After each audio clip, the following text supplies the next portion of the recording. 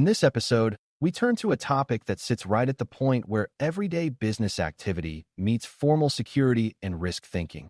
Because evaluating business practices' alignment with risk management and security frameworks is really about asking whether the way people work matches the way the organization says risk and security should be handled.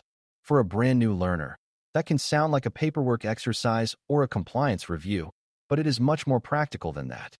Every organization has business practices, which are the routine ways it approves changes, handles data, works with vendors, grants access, responds to issues, and makes decisions under pressure.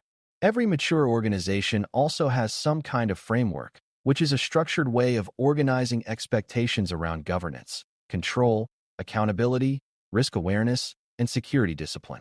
The real question in this topic is whether those two worlds actually fit together in daily practice, because it is very possible for an organization to have polished frameworks on paper while its actual business habits move in a very different direction.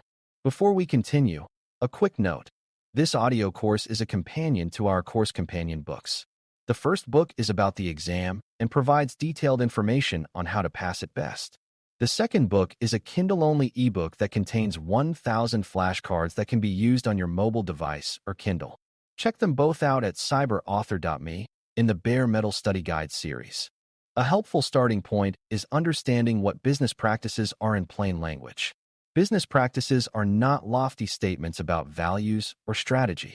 They are the repeated behaviors, routines, approvals, handoffs, informal habits, and operational choices that shape how work actually gets done day after day. A formal process document may say one thing, but business practice shows up in what people really do when a deadline is tight, when a customer is waiting, when a manager wants an exception, or when a project team is trying to move quickly. That is why evaluating alignment cannot stop at reading policies or framework documents. A beginner may assume that if the organization wrote down the right expectations, the business must already be aligned with them. In reality, alignment has to be tested against lived behavior, because the strongest clue about organizational maturity is not what the framework says should happen, but whether ordinary work reflects those expectations consistently enough to be trusted. Now it helps to define what we mean by risk management and security frameworks. A framework is a structured set of ideas, expectations, categories, and practices that helps an organization organize how it thinks about risk and security. It gives leaders and teams a common way to describe responsibilities, identify gaps, evaluate controls, make decisions, and improve over time. A framework is not magic, and it is not a substitute for judgment. It is a reference structure that helps organizations avoid managing important issues in a scattered or purely reactive way. Some frameworks emphasize governance, some emphasize operational controls, some emphasize broader enterprise risk thinking, and some emphasize security outcomes more directly. For a beginner, the most useful way to think about frameworks is not as giant books of rules, but as maps. A good map does not walk the route for you, but it helps you understand where you are supposed to be going, what good practice looks like, and where your current path may be drifting away from what the organization says it values. The word alignment is especially important here because it does not mean perfect uniformity or robotic consistency. Alignment means that the organization's actual practices support, reflect, and reinforce the goals of its risk and security frameworks rather than quietly undermining them.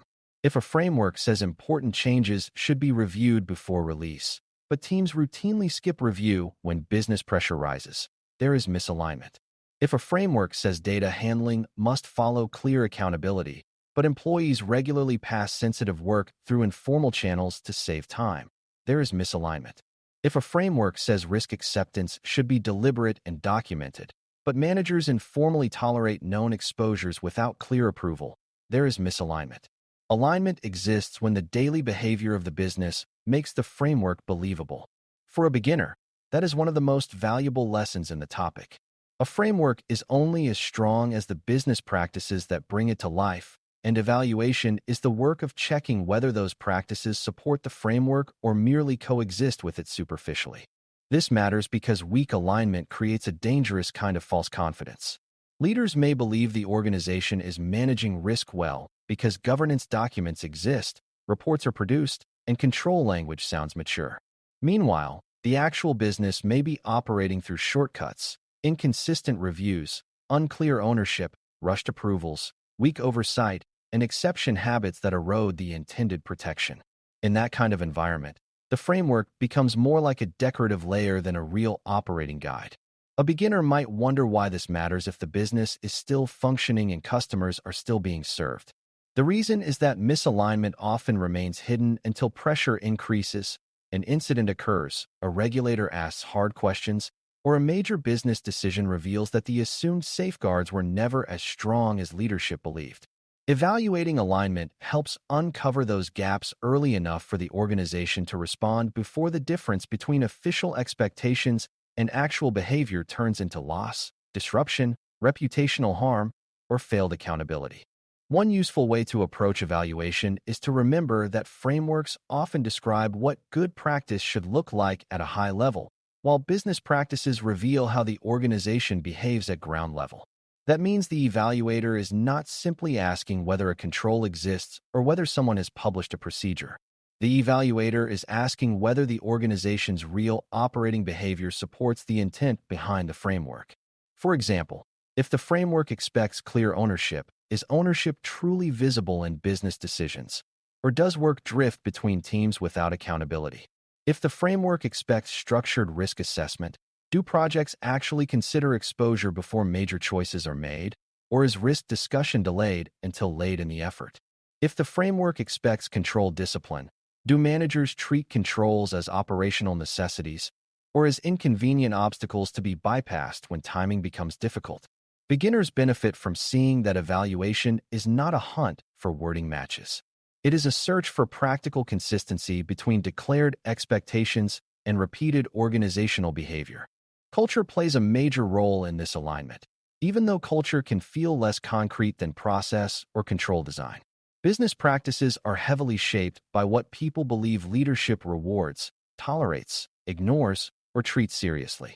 A framework may say that security and risk awareness matter, but if the culture celebrates speed without accountability, punishes people for raising concerns, or treats documentation and review as unnecessary delay, the business practices will eventually reflect that culture instead of the framework. This is one reason alignment evaluation cannot be reduced to checklist thinking. A checklist may show that certain control steps exist, but culture helps explain whether those steps are trusted, respected, and followed consistently when real pressure arrives. For a beginner, this is a useful reminder that frameworks are not only technical or administrative tools. They are signals about organizational expectations, and business practices reveal whether the culture underneath those expectations is strong enough to support them or whether the framework is being quietly overruled by more powerful and formal norms. Governance is another major area to examine because frameworks usually assume that important responsibilities are visible, decisions have clear ownership, and oversight bodies actually influence behavior. When business practices align well, governance shows up in how decisions move through the organization, how escalation occurs, how exceptions are handled, and how leadership receives and responds to information about risk and control conditions. When alignment is weak, governance often becomes confused or symbolic. Decisions may be made informally, approvals may be vague, exceptions may accumulate without review, and committees may receive updates that sound orderly while the real work drifts in another direction. A beginner may think governance is only about senior leaders meeting occasionally, but mature governance shapes how the rest of the organization behaves. Evaluating alignment means checking whether governance expectations in the framework are visible in real decision paths, real accountability, and real management follow-through rather than existing only in organization charts or committee charters that sound impressive but influence very little. Process design also deserves close attention because many business practices live inside repeated workflows rather than in isolated decisions. A framework may expect that risk is considered before launching a new service, that vendor relationships receive structured review, that access is managed carefully, or that sensitive data moves through approved channels. The evaluator must ask whether those expectations are actually built into the processes people use every day. If the process depends on memory, informal workarounds, or personal heroics, alignment is likely weak even if individual employees are trying hard. A well-aligned process makes the right behavior easier and the wrong behavior harder. A poorly aligned process often does the opposite, forcing people to choose between following the framework and finishing the work on time. Beginners often imagine misalignment as something dramatic, but it can be very ordinary. It might look like skipped review steps, vague approval paths, undocumented exceptions, delayed follow-up, or process designs that encourage speed at the cost of visibility and control. Those quiet patterns are often exactly where the most important alignment problems live. Another important part of evaluation is looking at how the organization handles exceptions. No real business can operate without occasional exceptions, because unusual situations, time-sensitive demands, and changing conditions are unavoidable. The issue is not whether exceptions exist, but how they are treated. When business practices align with risk and security frameworks, exceptions are visible, justified, reviewed, time-bound where appropriate, and connected to accountability. When alignment is weak, exceptions become casual, poorly documented, permanent by habit, or invisible to the people who need to understand their risk impact. This matters because exceptions reveal a great deal about what the organization truly prioritizes when framework expectations collide with business urgency. Beginners often focus on ordinary process flow, but exceptions are where values become visible. An organization that handles exceptions with discipline usually has deeper alignment than one that talks about control strength, while quietly allowing repeated workarounds that weaken safeguards and blur responsibility every time business pressure increases. Measurement can also support alignment evaluation when it is used thoughtfully. If an organization tracks whether reviews are timely, whether treatment commitments are completed, whether control exceptions are rising, whether oversight activities are being performed, or whether important governance actions keep slipping, those indicators can show whether business practices are moving closer to or farther from framework expectations. The key is that measurement should help explain behavior, not just decorate reports. A beginner might assume that dashboards automatically prove alignment, but numbers without interpretation can easily hide the truth. For example, a high completion rate may look positive until you learn that the underlying reviews are rushed and shallow. A low incident count may look reassuring until you realize that reporting practices are weak and issues are being handled informally. Measurement becomes most useful when it supports deeper questions about whether daily operations reflect the intent of the framework. It should help evaluators see whether discipline is strengthening, whether drift is emerging, and whether the organization's actual behavior deserves the confidence that formal reporting might otherwise suggest. Communication patterns offer another strong clue about alignment, because frameworks usually assume that important information about risk, control weakness, and decision trade-offs will move clearly to the right people.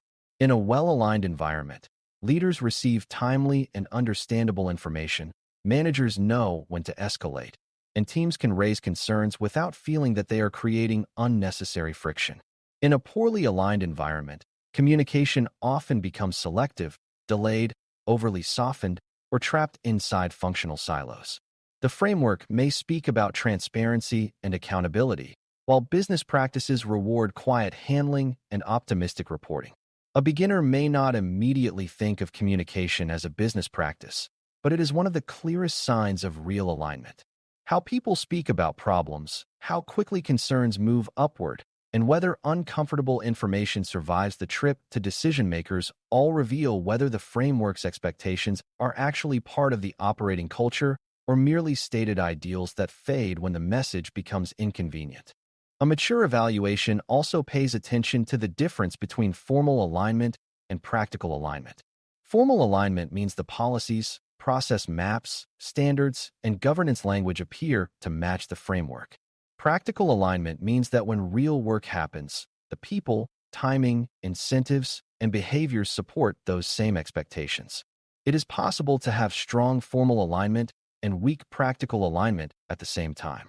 In fact, that combination is common in organizations that have invested heavily in documentation, but not enough in operational design, leadership reinforcement, training, or accountability. Beginners sometimes assume that because a process was mapped to a framework requirement, the evaluation is complete. In reality, that is often only the first layer. The harder and more valuable layer is checking whether that mapping survives actual business conditions. Does the control happen when deadlines are tight? Does the review still occur when senior pressure rises? Does the risk discussion happen before commitment or only after trouble appears? Those questions uncover whether the alignment is real enough to matter. When misalignment is found, the goal is not merely to point at weakness and assign blame. The more useful question is why the misalignment exists and what kind of correction would actually improve the situation. Sometimes the issue is poor training. Sometimes the issue is process design that makes the right behavior too difficult. Sometimes leadership signals conflict with the framework. Sometimes the framework itself is too generic and has not been translated well into the business context. This matters because not every gap should be solved in the same way. A beginner may assume the answer is always more policy, more control steps, or stronger enforcement.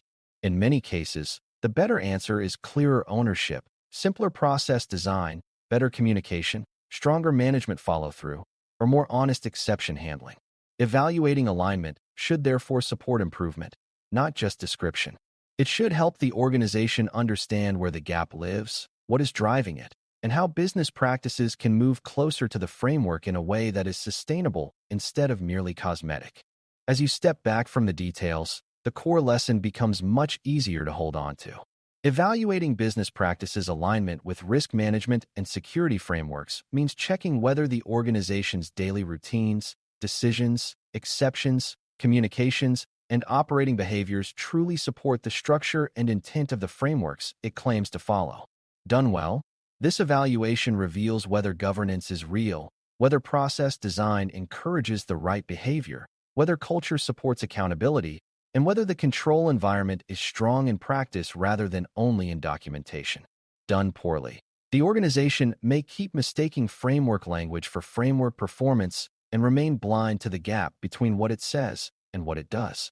For someone new to this topic, the most important takeaway is simple but powerful. Real alignment is not proven by elegant documents or familiar framework terms. It is proven when everyday business practices consistently reflect the risk and security expectations the organization says matter most, even when work is difficult, deadlines are tight, and shortcuts would be easier. Thanks for listening. For more audio courses, daily newsletters, and more, please visit baremetalcyber.com.